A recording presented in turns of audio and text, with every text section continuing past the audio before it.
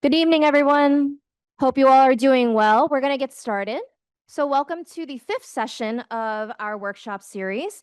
This is hosted by the MS in Sustainability Management program, and the title of our workshop series is Workshops in Sustainability Career Paths and Curriculum. I know that we have a mix of current students in the program. Could we just get a hands raised to see who we have in the audience? Awesome. And then we have some prospective students too, I believe. So if you want to raise your hand, welcome, welcome. Thank you for joining us tonight. In this workshop series, if this is your first time, you will hear from our alumni joining us tonight in person and virtually, talk about the courses that they've taken that have helped them launch successful careers in sustainability. After the panel discussion, there will be a Q&A session with our panelists. So during this talk, feel free to jot down any questions you have, any course recommendations for sure. And I am excited to welcome our faculty moderator. The focus of our panel tonight is the built environment, and it will be moderated by Lynnette Widder. Lynnette is an architect as well as a professor of practice in the MS in Sustainability Management program. She teaches 4 classes, quite impressive: Integrative Capstone Workshop, Hungry City Workshop, Responsiveness and Resilience in the Built Environment, and lastly, Equity, Energy, and the Built Environment. She also has her own architecture design office in New York City called Art of Architecture. And her work has been published in China, Australia, the United States, and Germany. And this evening, joining Professor Widder, we have 4 alumni joining us. Fatou Jabbie, on our far right, stage left. She is the founder and CEO of USL Technology, which is a mission-driven sustainability and engineering firm specializing in compliance-focused energy audits, retro-commissioning, and strategic consulting. Over here to my right is Rafaela Behrens. She is an architect and climate engineer at Transsolar Climate Engineering. On Zoom, we have Stephen Burke, Senior Director of Sustainability at Suffolk Construction. And lastly, Krista Eichenbaum. She is a senior associate at Access Planning. Please join me in welcoming our panelists for tonight. Introduction and for setting this up. Thank you guys all for being here so late at night. We'll try and keep it lively. For me, this is a kind of wonderful retrospective opportunity. Everyone on the panel is not only an alumni of the program, alumna or alumnus, but also a former student of mine, and each of them took a different class. I should mention Steve was my first TA here. And also was in my capstone. And the class he TA'd is the one that Rafaela ended up taking. Krista was in my urban metabolism class, and Fatou was in an earlier version of the energy and equity class, which was called Building Energy Workshop. So for me, this is a really gratifying moment to know that after 13 years of teaching here, I actually maybe have a cohort of people who go along with the other benefits of being a professor here. I have a series of questions that I'm going to ask. I'll start by just asking the panelists to introduce themselves, their year of graduation, and talk a little bit about how they got to their current pathways. Then we'll talk a little bit about courses, how to think about course selection, but maybe more broadly about the relationship between academia and practice, which I think plays out differently in everyone's work here. Maybe some advice for you guys, and then we'll have time for question and answer. So I'm going to start with the people on Zoom, because there is nothing worse than sitting on Zoom and wondering what's going on in the room. Krista, would you like to start by introducing yourself with year of graduation, your current position, and your pathway? And then Steve, you can follow up. So hi, everyone. I'm Krista Eichenbaum. I'm a senior associate with Access Planning. I guess I was wrapping up my time in the SUMA program in the fall of 2015, which is crazy that's almost 10 years ago. I feel like I was just in school in the SUMA program. And I graduated, walked the stage in the spring of 2016. As I mentioned, I work for a transportation consultancy called Access Planning, where we focus on strategic transportation planning, especially within transit the realm of transit. And the way we put it, we kind of were a blend of management consulting with transportation planning. And I'm currently working with clients in developing effective governance structures, decision-making frameworks to support the delivery of major transit projects. So there's a theme here. I have a background in urban planning and transportation. I started out my career working more on short-term planning focused projects. And while those are still important to address the issues of the day, I wanted to explore a bit more on working on long-term projects and strategies that would mitigate sustainability risks. So I came to the SUMA program to further stretch my brain within the realm of sustainability, while exploring sustainability or corporate sustainability as a potential career pivot, because prior to that, I'd worked with a lot of large campuses, employers on their commute programs, and I thought, oh, maybe I'll try this ESG thing. But the topic of urban sustainability just kept drawing me back in. So then following the SUMA program, I had a mix of experience in the built environment, first working for a small civil engineering firm. They had some planning work, but also doing some project management on engineering projects. And then I moved over to a traditional transportation planning firm. And then I moved home from New York to Toronto in late 2020 and transitioned to more project-focused planning or moved from project-focused planning to more long-term strategic planning for the delivery of major capital infrastructure projects. First working for Metrolinx, which they're undertaking the largest transit expansion program in North America.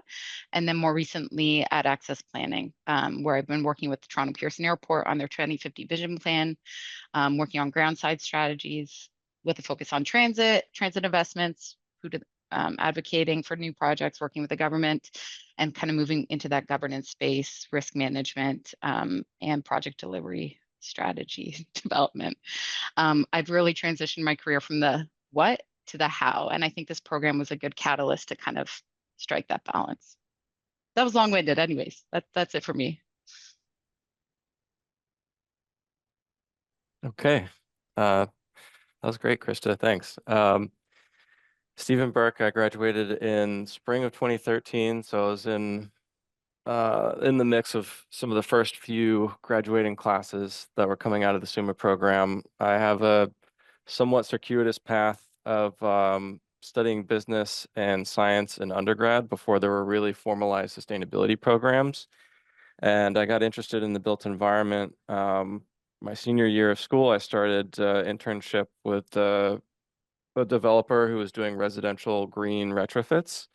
And that was my first foray into the built environment. And then graduating in 2008, it was difficult to find the types of jobs I wanted, and there wasn't a lot happening in sustainability. So I did continuing ed in the built environment, working on weatherization and getting certifications like for solar installation and things like that. Then started thinking about grad school and found the SUMA program and went there, and that process opened up the doors that I needed to be opened. And when I graduated, the best opportunity I had was at a design firm in Boston to help them with their sustainability project documentation and some of their sustainability initiatives as a business. And then that's kind of where my career has stacked from there since then. And that was again in 2013. I graduated to a larger design firm, spent a total of 4 years in the design space, working on sustainability documentation and company initiatives and research, and then switched over to the construction side, I guess almost 10 years ago now, where I spent 7 years at the second largest general contractor in Massachusetts, developing their sustainability program and guiding them through carbon zero initiatives and all types of ESG related activities.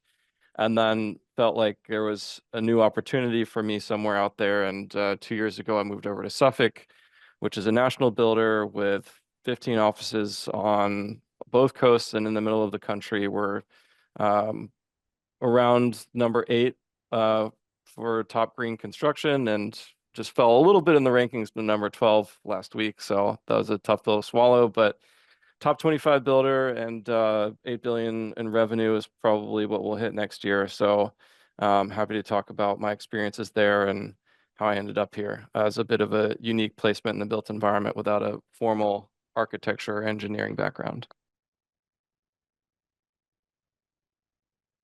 Both. Fatou, would you like to continue, and then Rafaela?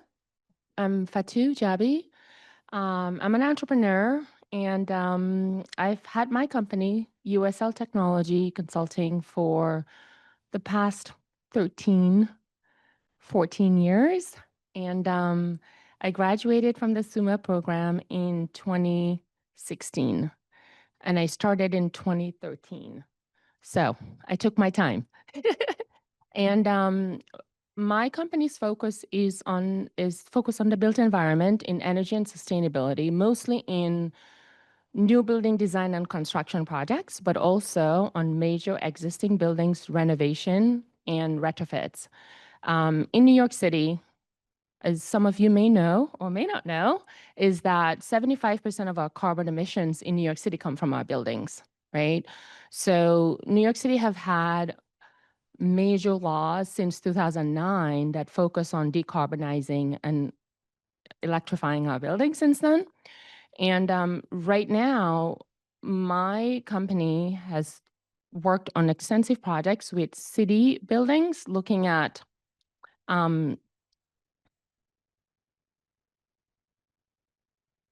with leadership in energy and environmental design. So I'm a LEED accredited professional.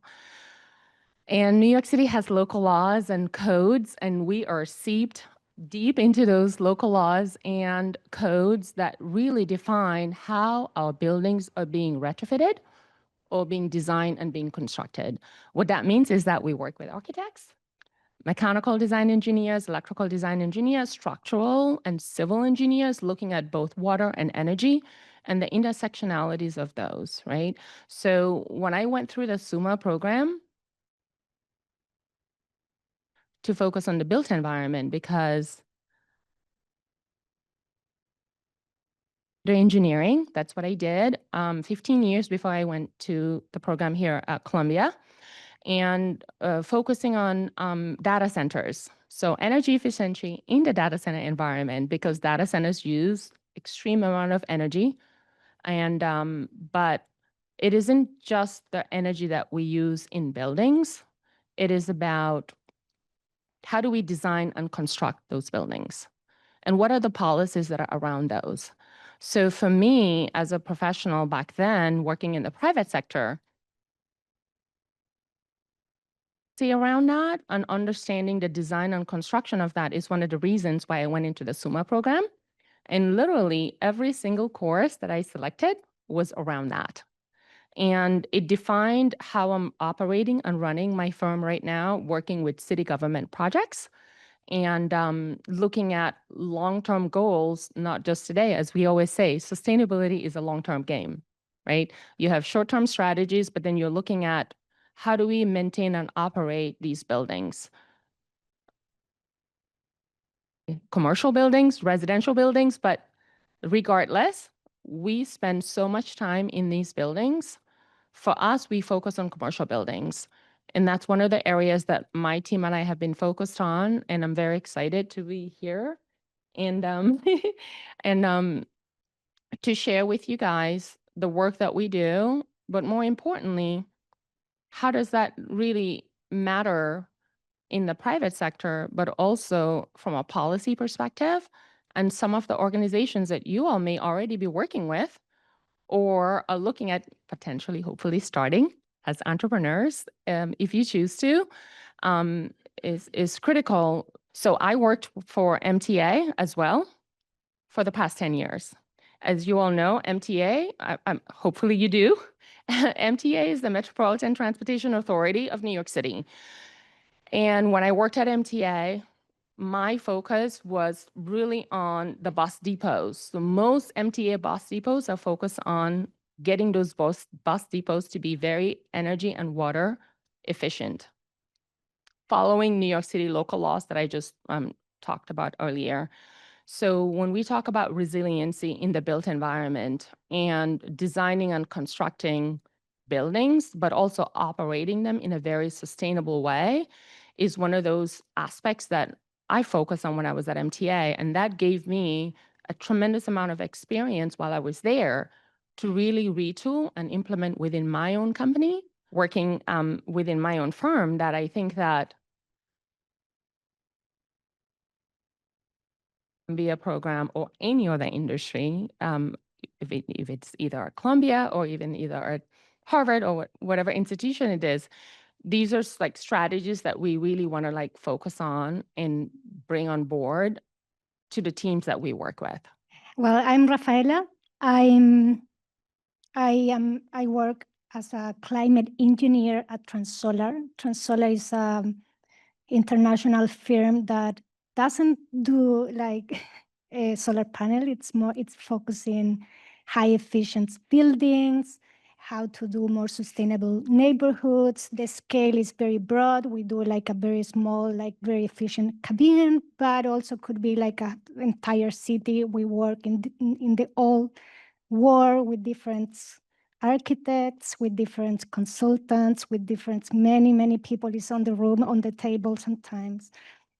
And my specific role is to do like the translator between the building physics, the sustainability strategies in the built environment. So I am the person that, what about if we do this, or making the accord words? What about if we do something different to change the business as usual?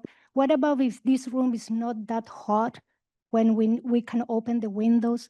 That is my day-to-day work, because we care a lot of people. We care about how the people feel, the well-being of people, how people benefit from the sun, from the wind, from the water. So we care about the environment.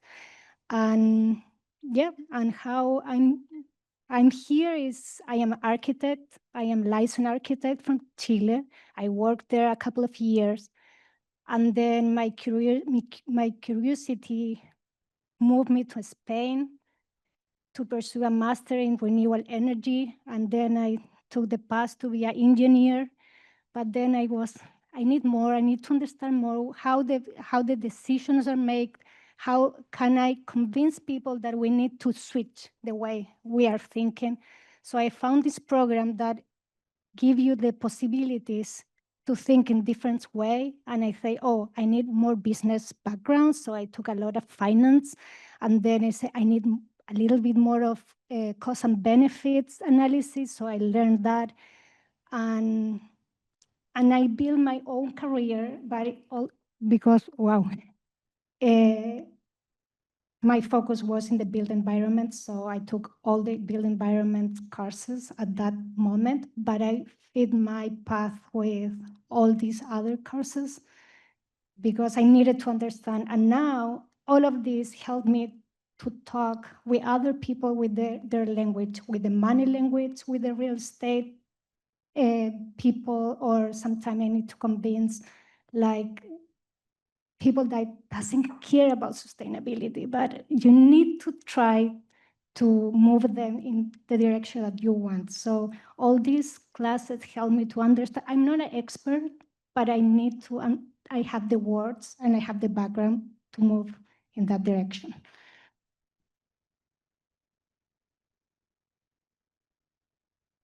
Bill did a great job at getting started on the next set of questions, right? Like how does one approach an education like this? I think it's clear from pretty much, I mean, Krista, you're the outlier, but I think everyone else had a pretty unpredictable pathway to how they got to their careers. That's certainly my experience. But I think I'm going to reframe the question a little bit, and I'm going to ask each of you just to name for now 2 courses you took while you were here. One, a skills-based course, and one, a course that challenged you to think in a really dramatically different way. This is advice that I give to my advisees every year. Everyone needs a set of basic skills. My experience with graduate school was that the basic skills courses that I took once I was in the profession for a certain number of years had already become outdated, right? I mean, I went to architecture school when everyone drafted with a pencil. You can get an idea of how quickly that became outdated. But the courses that I took that taught me how to think had a different kind of longevity. So Steve, maybe I can talk with you or ask you to speak first. Can you give me 2 examples, if you can remember, 2 courses you took? I should also add, people shouldn't feel compelled to name my courses, but to name 2 courses that impacted you, one as a kind of basic skills building, one more as, let's say, thought experiment that still stays with you now. Yeah, well, I can do my best. I'm not sure I'll be able to answer it exactly as you phrased it, but I'm thinking back to 12 years ago, I guess actually 13 and 14 years ago at this point, of the courses I took. And I think I actually have been mulling this over a little bit in advance of this discussion to consider what skills are going to continue to be relevant. And I think you framed the question really well with that point about drafting by pencil and how quickly that became outdated. And I think at some point during the discussion, and which might as well be now, I think we have to acknowledge that AI is definitely changing the landscape of what skills are going to have longevity. And I also liked that you pointed to courses being able to make you think a certain way and having that stay with you. I think for me,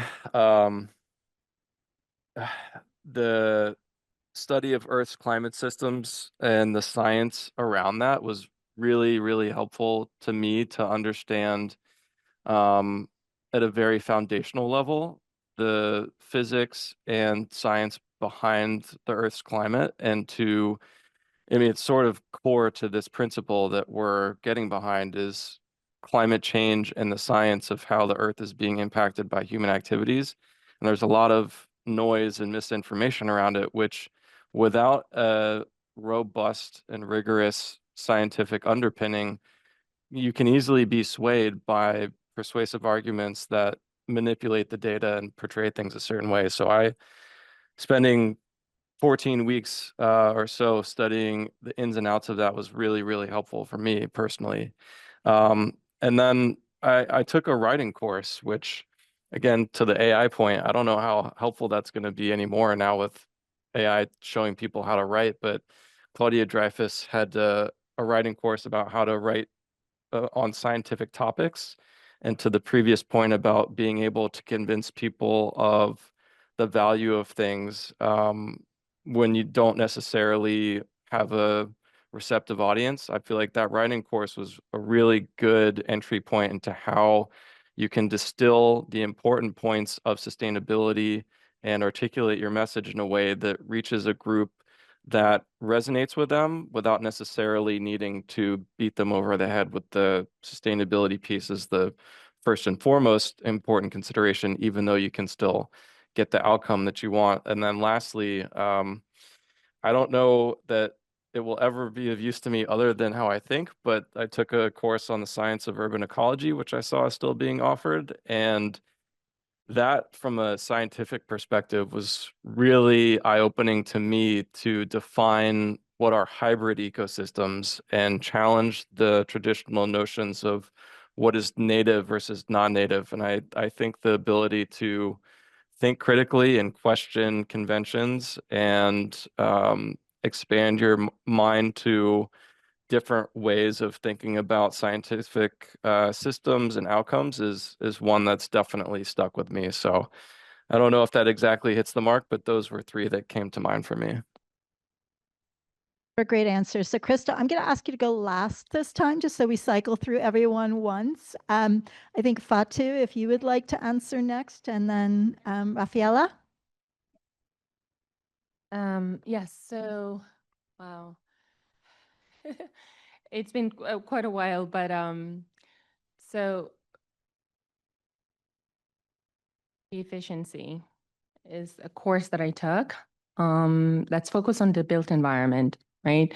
And I talked about New York City and our buildings and how we are looking at decarbonizing those buildings, right? So while I was going through our program at Columbia, I was very intentional about the courses that I took. Resiliency in the built environment, that's a course that you taught. And I went through, we did an energy audit of the mud building. Oh, that was, yeah. Yeah. That was the building energy workshop. Yeah, we did. And actually, that's work that I do now, right? And I think given the conversation that we're having is that we take these courses because we hopefully are taking them because we want to be able to apply it in the real world. And for me, when I was going through the program in SUMA, it was so intentional, every single course that I took.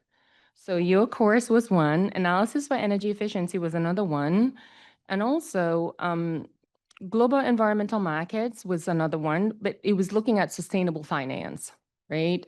And again, like you do an assessment and an audit of a building, or you're looking at a new construction project. Well, somebody's got to pay for that. Like, how do you finance that? I didn't know that when I was going through Columbia, but as an entrepreneur, I knew that that was critical to the path that I was looking at.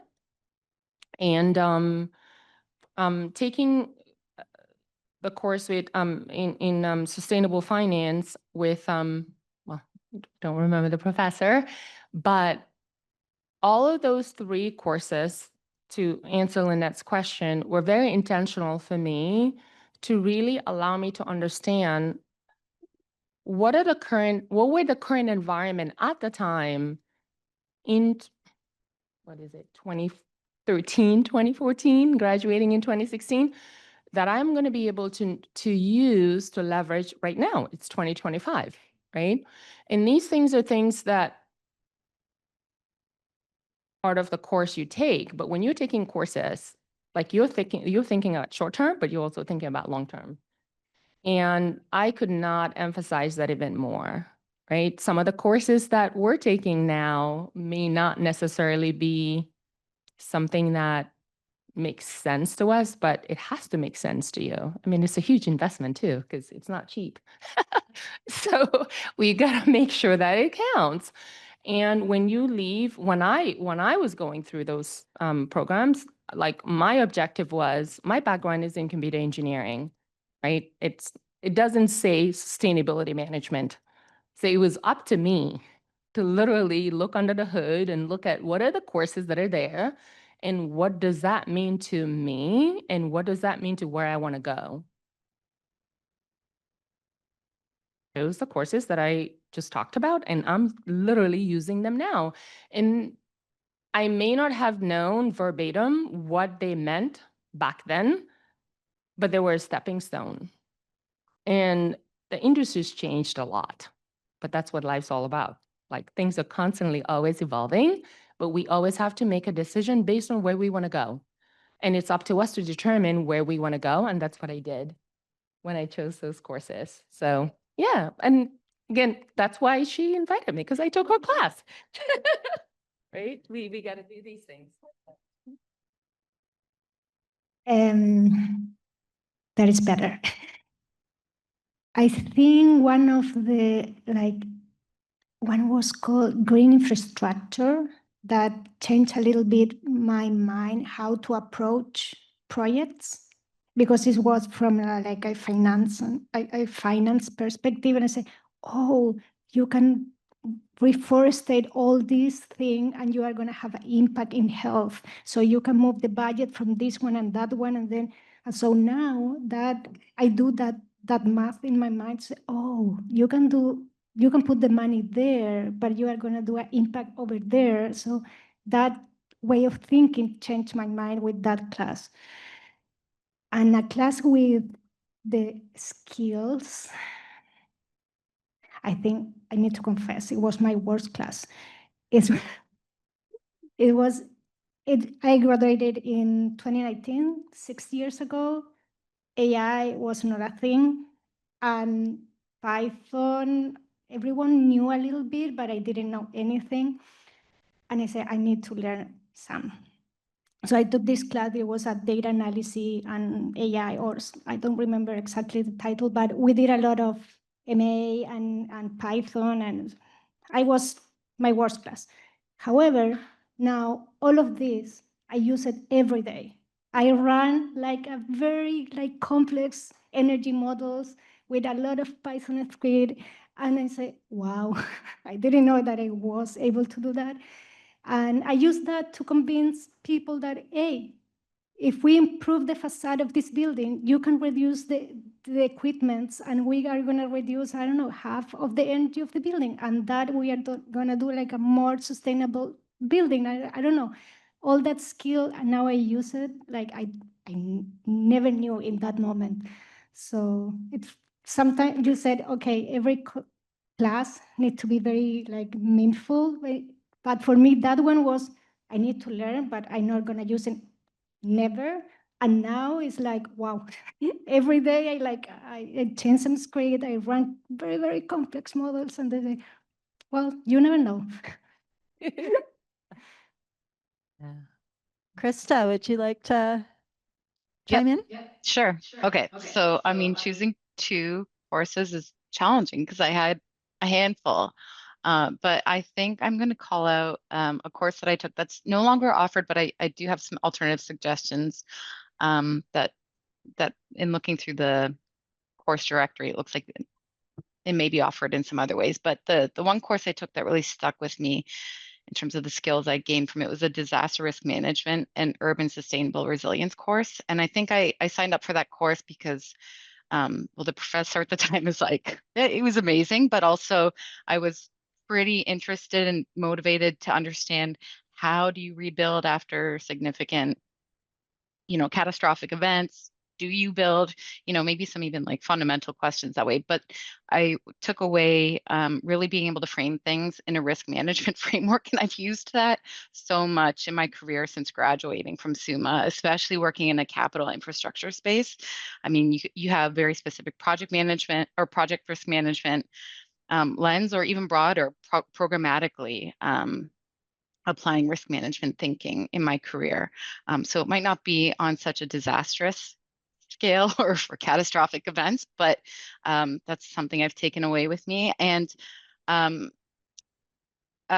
thing I wanted to call out was I was thinking about the cost benefit analysis course. And I think, that's really helpful, fundamental. I'm never going to be the person who crunches the CBA for anyone, but really understanding how, the cost benefit analysis of like how business case is developed and the fundamental aspects is important. But I took a course through SEPA called Politics and Policy of Urban Sustainability. And this was taught, might still be taught by Rit Agarwala, who's the Chief Climate Officer for the City of New York. And it was less so about the technical sustainable solutions, but more about preparing students for the challenges that they'd face within the space in terms of working within the field and the decisions you need to make. So really, you needed to have that base understanding of what goes into a business case, and sure, that can help influence some decision making, but a lot of the decision making goes beyond the technical quantitative aspects and is very influenced by politics and the issues of the day. So I found that was a really helpful and influential course, more influential than I thought at this point in my career. And just a quick shout out for Hungry City Workshop, because that was a really fun framework. It was really fun for me to dig into like a topic from my hometown and kind of really stretch my brain. I loved that framework. It's still a highlight for me, and I think about that project often when I'm thinking back to my time at SUMA. So that was a great course offered by Lynnette. Figure out how to formulate questions so that we're not going over what you guys have already said, because so much has already been said. On the one hand, to be really mindful. On the other hand, you never know, right? On the other hand, the pathways, the relationship between something that gives you an understanding of how all of the different pieces fit together, how the actual goals of what it is when we say sustainability that we intend to sustain are brought home, whether that's through Earth climate systems or through a policy-based course, et cetera, through urban ecology, through infrastructure.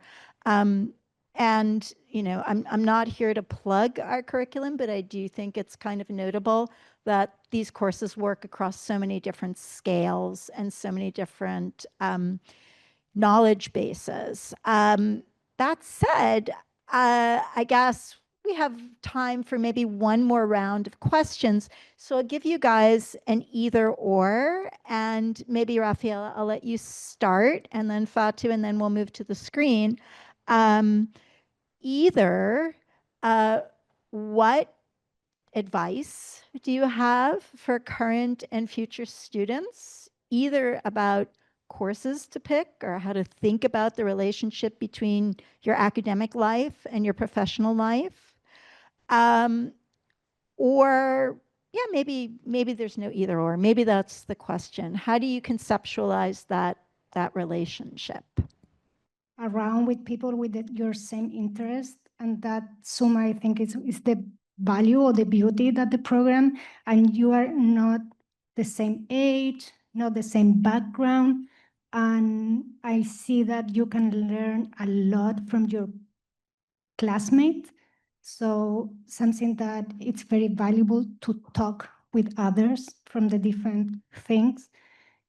That is, spend time, go drink beers, coffee with the others, because the network that you are doing, it's more than I see that my colleagues now in my office, that they are coming from other Ivy League, that they have the same classes, they have all the same friends, they have the same group, and say, wow, SUMA doesn't have that. It's, you have different. And also sometimes people take 5 years, others take 3 years, one as me, 1 year, you do all super fast.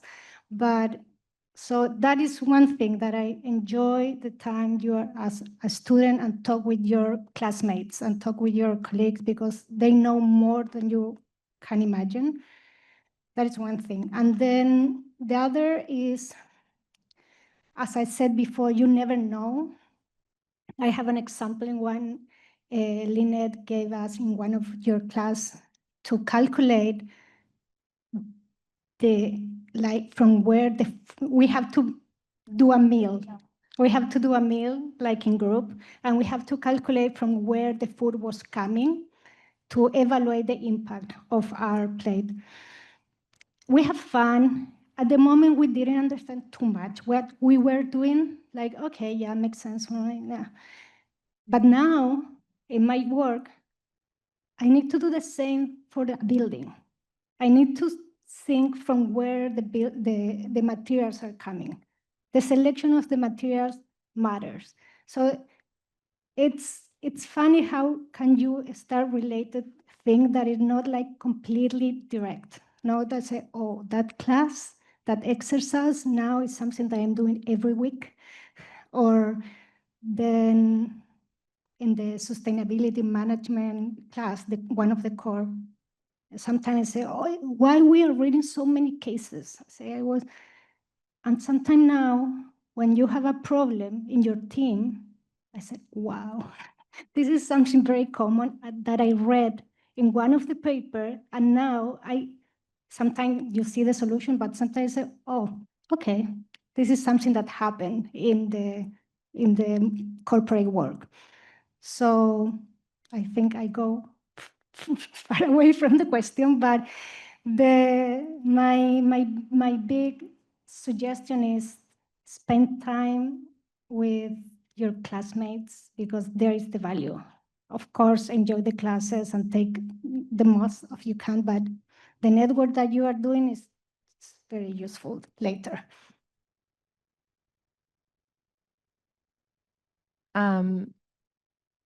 So as an entrepreneur, my thing is always about the questions that you ask, right? Like everything that you are going through now, hopefully you're trying to figure out what is it that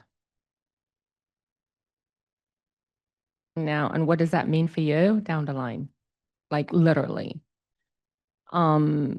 Because that's solving a problem. That's what I do, right? So I work with large, like multi-trillion companies who partner with my company, a small one, but yet an impactful one. But they're partnering with my company in design and construction projects in a way that we're adding value along with their own team, by the way. It's all about strategy and critical thinking. And as we're looking at, when I think about the courses that I took in my program, IT background. And now I'm still in technology, but I'm also looking at sustainability, resiliency in the built environment, which was not my background. I have to be very clear. So I work with architects, mechanical engineers, electrical, structural, and civil engineers and plumbing engineers, right? And these large companies are partnering with my firm because there's a value in working with a smaller company, because large companies can penetrate in different segments and different markets, but not in certain areas. So there's always a value in working with a small company versus a large company, right? Now, when I worked in the private sector, I knew that, but as a business owner, as an entrepreneur, it's a reality that I'm living that I didn't know when I was going through Columbia. And I want to say to Lynnette's question, in terms of all the courses and the programs that we're taking towards towards a certain direction. In my case, it was the built environment. And the built environment because I worked in data centers, right? And data centers are IT, right? But still, it's still a building. And I think these are the connections that we get to make if we want to. But also, when you think about the SUMA program, it's not just architecture and engineering, it's also finance, right? There are so many different aspects towards the programs and the courses that we're taking. Whether you work for a startup company or an entrepreneurial company like mine, or you work for a large firm, it's irrelevant. It's the knowledge that you take from the courses that you take and the value that you're going to be adding to the projects that you're going to be working on that matters. And for me, and it's no different from going through the program that we're doing, right? Like literally, what we do now, it's not just for now, it's for now, but also later, and it just builds from there. You know, two great sets of things to acknowledge, this idea of a cohort and how you learn from one another, the idea that being in school is a space to think, this relationship between present and future.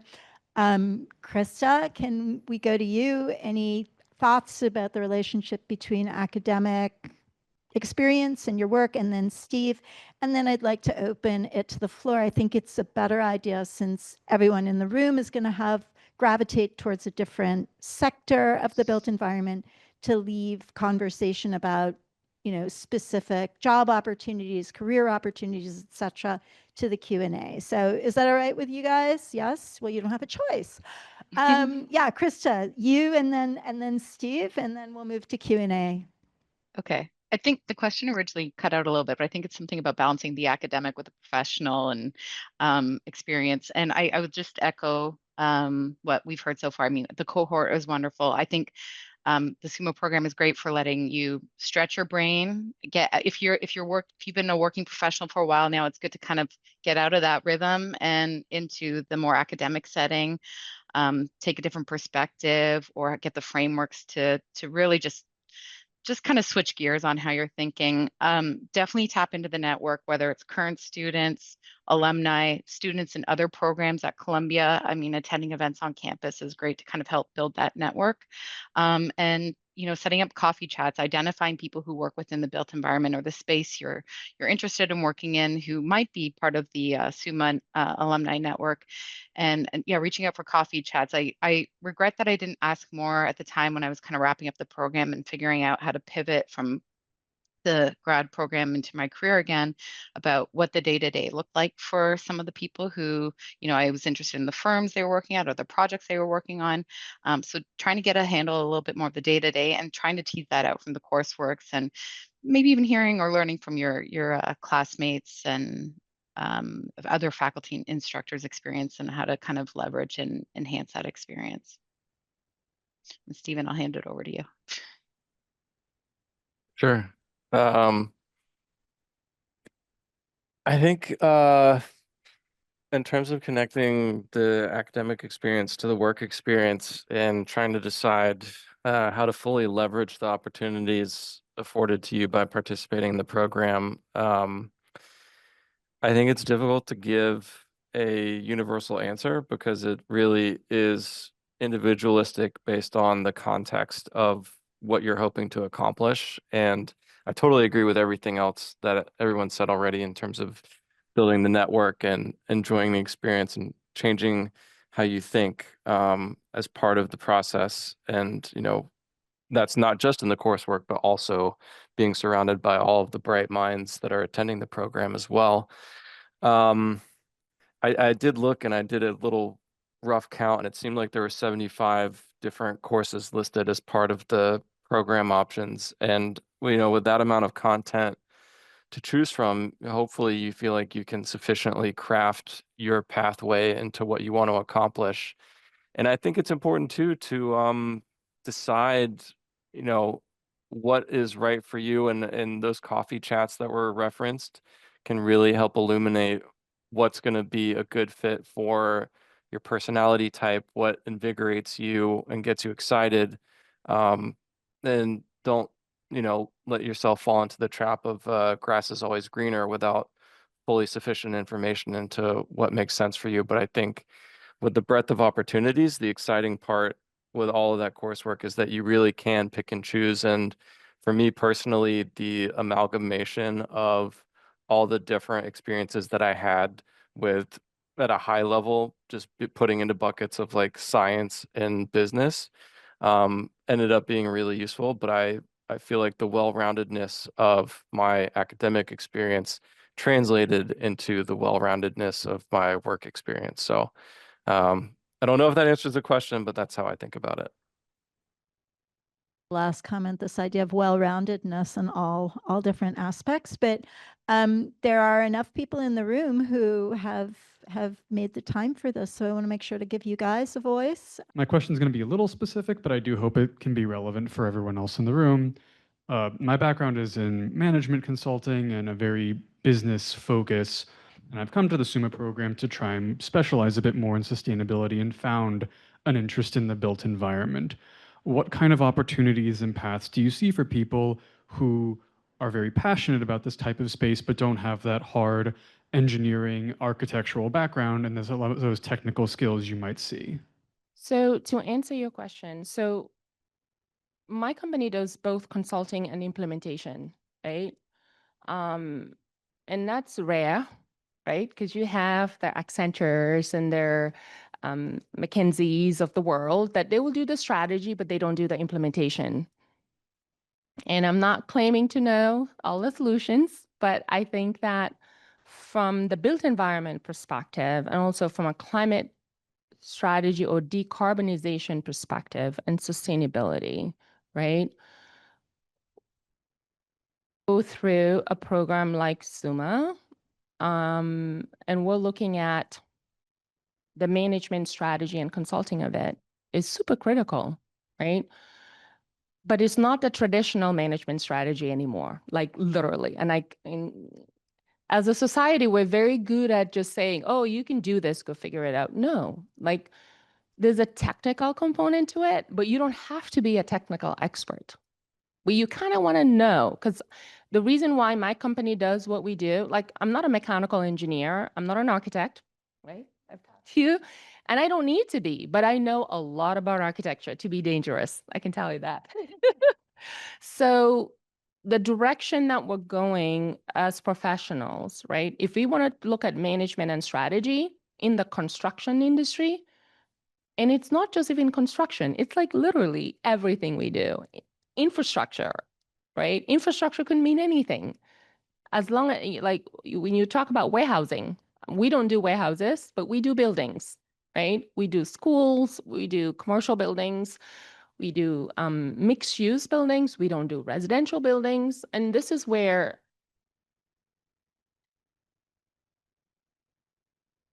we want to hone in on to be a generalist, but also be a specialist. And when you're looking for a company to work for, and I can tell you this right now, most companies, even the large companies, don't have a full entire sustainability team. They don't. We think they do, like we think about, let's say, McKinsey or Accenture. They will do the analysis and the study and they'll give you the high level, but when it comes to the details of what is it that, how much carbon are we emitting? They can't tell you that because they only focus on the strategy. So to your point, depending on what is it that you want to do as an individual when you finish a program like this, what company do you want to be a part of, right? And how much technical knowledge do you want to acquire? You don't have to be an expert, but I would highly encourage everyone to be curious enough that you have skills that you can take from one company to another company, because that's a direction where the world's going, actually. That's it. Just be curious. Let me see how we can. I can support your idea that you don't need to be an expert for everything. You work in teams. And we need people like you, like people like they are coming from the finance, they are coming from the business with a strong interest in sustainability and the built environment, because sometimes, or maybe all the times, we are the only ones in the table and we need to convince a lot of people. And I am not political at all, but sometimes I feel that I'm an activist in a meeting, and I say I don't want to be like that, but you need to convince. So if you are coming from the other side, wow, please. Yeah. That sounds good. Thank you. Hi, thank you so much for your time on this panel. I come from a sustainability decarbonization role at a real estate developer, and one of the biggest challenges our team, our small sustainability team, felt was that the MPV or the ROI for a lot of larger scale retrofit and decarbonization projects was really low. We struggled to communicate the sustainability value in those projects coinciding with the really low NPV. So I wonder how you guys navigate that. How do you communicate the business case alongside the sustainability value for these large scale retrofit and decarbonization projects? So when you say, can you, MPV, can you? Okay. Oh, NPV. Yeah, net present value. So great question and great point. My opinion on that is that the built environment is complex. And traditionally, just don't like to think about complexities. We think we can get to solutions like right out of the gate, right? And to be able to determine net present value or the ROI, the return on investment on any project is data driven, okay? And you're not gonna get to that data if we are not in that specific building, right? Every building, for example, in New York City, our buildings, like this building is pretty new, right? But most of our buildings are like over 100 years old. And right now, my team and I are doing an energy audit and retro commissioning on an existing building that's almost 100 years old. And there's a lot of things that we don't know. And everybody wants to talk about ROI and net present value. I'm like, well, can we get through the data first, right? And I think that because of the laws and the policies that we have already, it is incrementally allowing us to really start to think differently than the way we've looked at our buildings before. And now we're looking at our buildings in a much more different perspective that's much more granular, right? And that's what I meant about when I talked about the curiosity. We have to work with architects. We have to work with electrical engineers. We have to work with mechanical engineers. And somebody is a boiler contractor. A boiler contractor is not an engineer, right? They will come in and they'll fix the boiler, but they don't know how to design the boiler, right? To your question,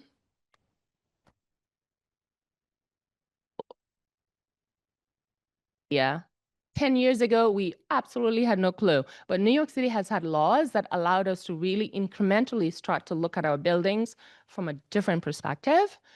And in 2030, right? So for example, New York City has a goal in 2030 to reduce our carbon emission 30% by 2030, right? 5 years from now, we are going to know so much more about our buildings with data than we do now. And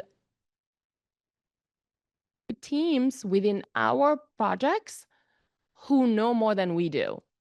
We have to, right? And they have to apply themselves. I don't know what that means, but based on goals, policies, accountable, we'll look at the data, and then we can start to quantify these things. And it's not based on opinions. And, well, we all have opinions, and we know what that means.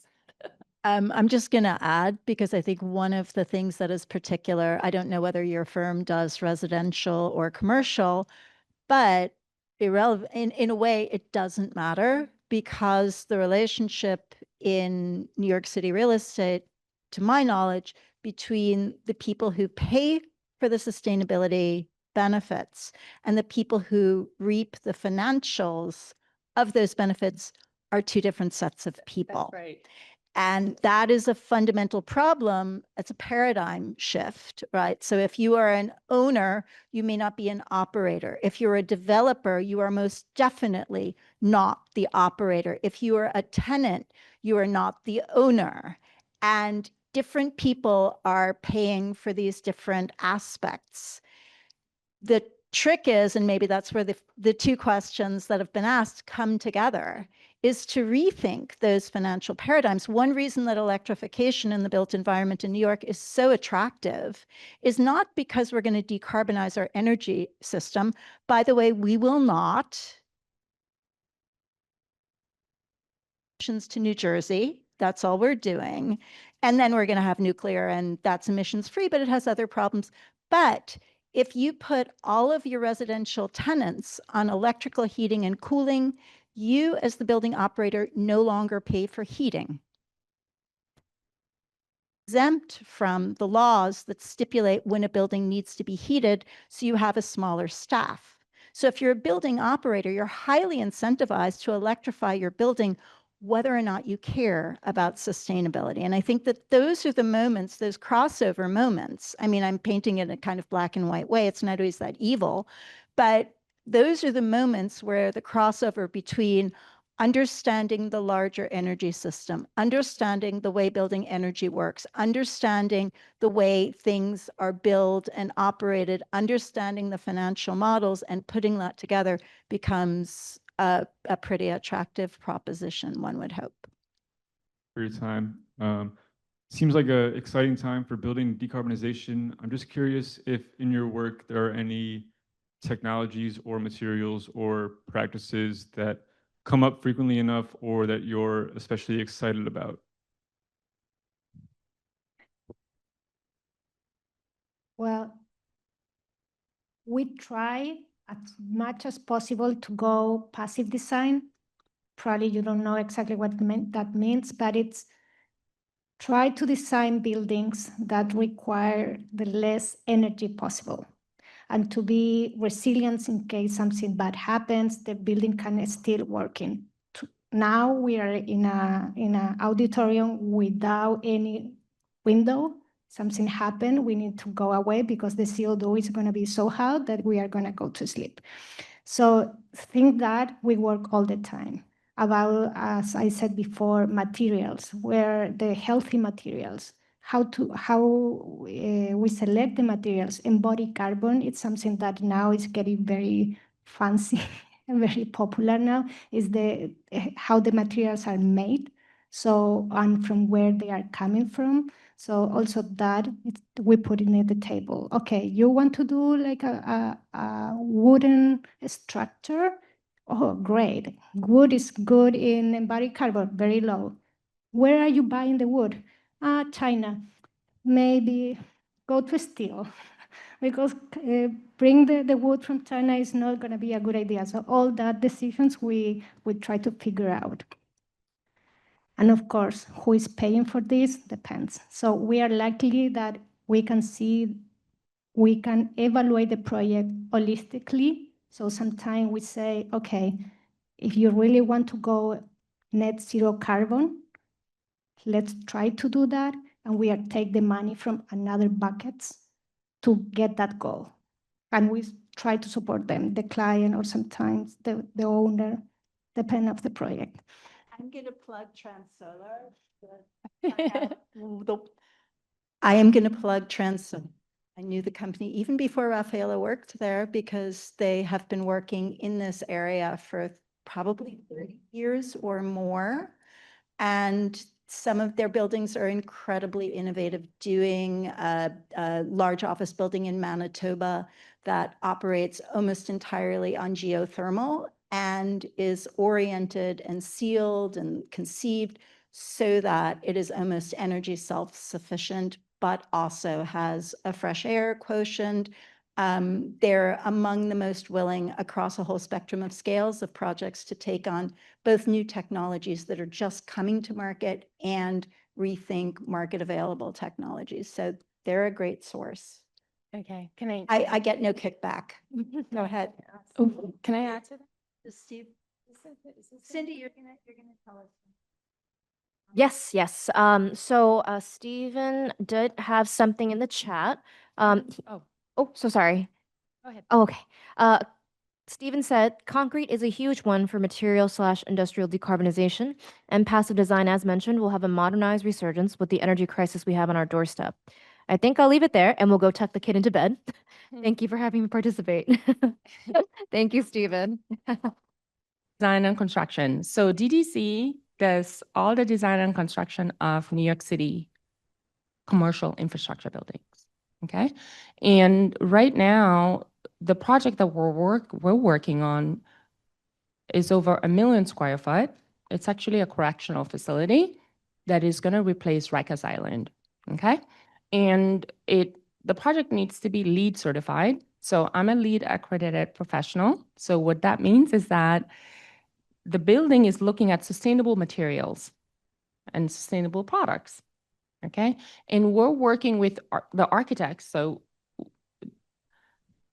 the way the structure works when we work on these projects as a small company, we are working with DDC's architects, their design builders, their construction management team, and then they have their own design engineering team who we're working with on a daily basis, looking at the different materials that they're looking to bring into this over 1 million square foot building, right? And most of the materials that we're currently analyzing, and trust me, like we don't know the answer, I can tell you that right away, but the architects on the team don't know the answer either. They're looking to my team to look at what LEED requires to help advise the structural team, the architecture team, and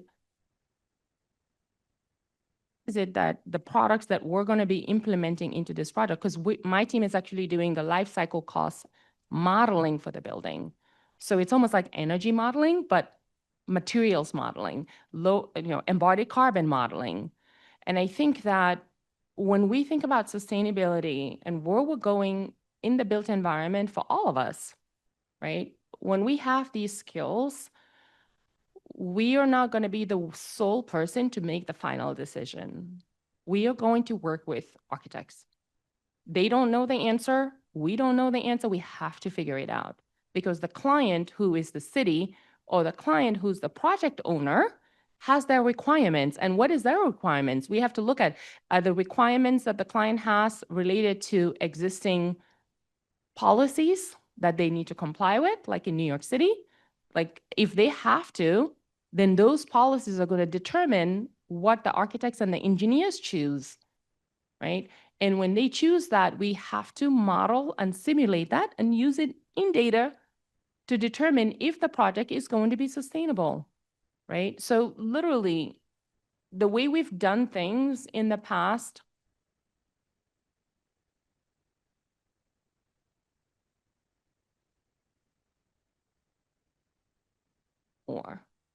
but that's just the exciting part of looking at how we talk about low carbon economy. It is literally happening as we're like going through school and learning how to do that and be part of that shift. Yeah, I think we have one more, well, two more questions. Maybe we can bundle them. So both of you can ask your questions and we'll try and do a lightning round. Yeah. Okay. First, good night, and thank you for sharing. My name is Gabriela. I'm not sure if this is relevant to anyone here because we're talking about career and sustainability, but I wanted to ask a topic while the subject matter expert are here, and probably the online panelists or probably Rafaela specifically. You mentioned that your work at TransSolar focuses on building physics and creating sustainability strategy relates to it, which really connects to what I'm exploring in one of my classes right now. I've been looking at how to tackle high energy consumptions from air conditioning, both residential and also commercial buildings in tropical countries where it's usually hot throughout the years. Since your experience in creating high efficiency buildings, would you share the types of retrofitting strategies do you think would make cooling more energy efficient in tropical countries? Is it HVAC or probably something that you could share? How would you say I were applying to your company, or yeah, I know you don't know anything about me, but what would be something that would really make me stand out, or especially something you think I could maybe achieve from this program in a way that would make me stand out more in an application? What we try is to move there, just move there as much as possible. Then, of course, then the building physics start working okay, the temperature of the surface, you start getting to not get condensation, and then we go deeply and deeply, but move there. That is the tropical thing. I'm going to quickly reference to researchers whose work you might be interested in on dehumidification and radiant cooling. And that's Forrest Meggers at Princeton and Dorit Aviv at University of Pennsylvania, because that's a low energy or a lower energy alternative to cooling the air, is cooling the surfaces that people are close to. But you can go, no, I don't want to do propaganda, but TransSolar website, it's a very bad website, but it's an amazing library of projects. So if you go there, if you go to the tropical countries, you are gonna get amazing projects. So Krista's a little bit disadvantaged in answering the career question. So Krista, if you want to type, and maybe the guys in the room can do it. And then I just want to make sure, I would like Krista to have the last word, and then we will let everyone go home and have dinner or whatever it is that you're going to do. All right. So I don't know who would like to answer the how do you stand out on a job application? Very quick. Yeah. When we have interviews and we are with the candidates, we look for the question that they do. How the level of curiosity and the deeply understanding what they are saying, more than like the curriculum or all of this. I know it's more like the deeply understanding and the curiosity that you have. But probably because we are like a very particular group, but that is the most valuable that I see. How do you stand out? So what are you passionate about, right? Why do you do what you do? work with and I partner with, I have to create a different profile. And the profile is based on the opportunity. And if it's an opportunity that we are good at and we're passionate about, we're going for it. And if we're not, we don't, right? So to stand out in anything we do, it's so broad, right? Like each of us are passionate about different things, and that's exactly what it needs to be, right? We're looking at water, we're looking at energy, we're looking at, I don't know, materials, we're looking at products, right?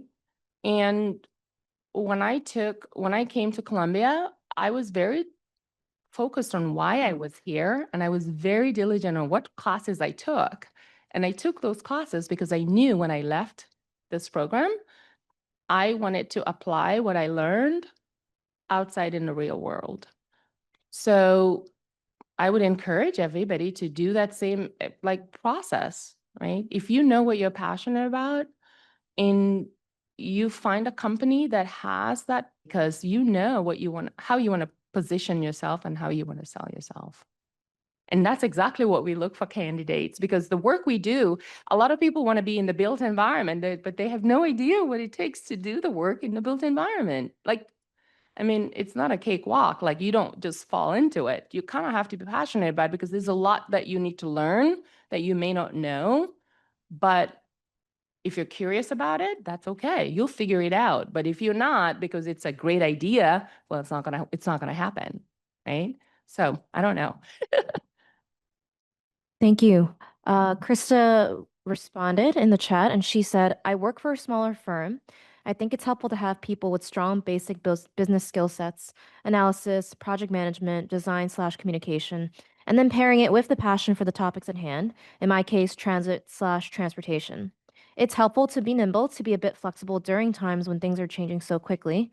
That's a bit wishy-washy, fluid, but strong basic skill set paired with passion and making connections in person to position yourself can go the distance. All right. Well, thank you all very much. I wish you luck on your job search. I too have a 25-year-old son who's going through it, so I can sympathize. Super appreciate you guys sitting here until 9:30 at night. And yeah, wishing you all the best. And thank you so much to the panelists and Cindy for setting all of this up. Well, thank you everybody for coming again.